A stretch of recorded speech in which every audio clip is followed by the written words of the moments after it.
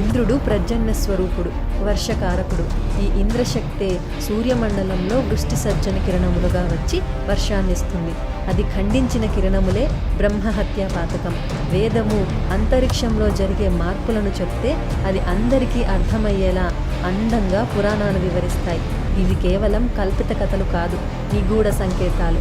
దీనినే యోగశాస్త్రంతో అనుసంధానం చేస్తే ప్రతి ఒక్కరిలో ఉన్న చక్రాలలో మణిపూర చక్రం చాలా ముఖ్యమైనది. విశ్వంలోని శక్తిని అంటే సూర్యమండలం ద్వారా భూమి మీదకు వస్తున్న కిరణ శక్తిని కూడా మనం మణిపూర చక్రం ద్వారా గ్రహించి దానిని శరీరం అంతటా వ్యాపింపచేసుకుంటున్నాం. భూమి మీద వర్షం పడకుండా అడ్డుకుంటున్న కిరణ శక్తిని స్త్రీలు గ్రహిస్తారు. ఆ కిరణ శక్తిని మణిపూర చక్రం గర్భాశయంలోకి ప్రవేశపెడుతుంది.